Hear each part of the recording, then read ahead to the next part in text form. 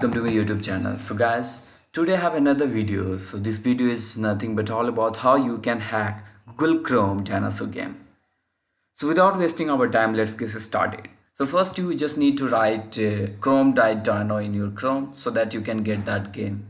But if you are offline, then you will get easily. But if your system is connected through internet, then you have to do this, right? So when you are gonna type this chrome slash dino, then you will get the dinosaur game.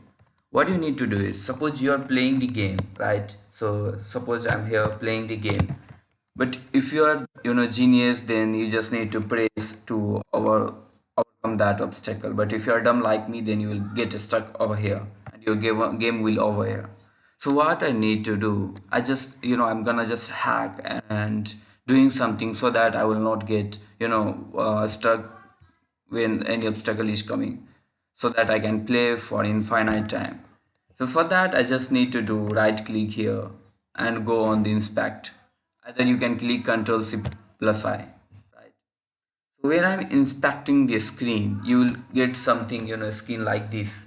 So what you need to do now is, you just need to click on the console, right? In console, what I'm gonna do is, I'm gonna write my own code for game over function. So guys, Google already have game over function. They Google already defined the function which name is game over. And what we are gonna do, we are gonna change that function. We are gonna write our own function so that our own function will work instead of Google function. So without wasting our time, let's write our own function. So for writing that function, you just need to write runner dot instances dot game over, right? This is the function name game over.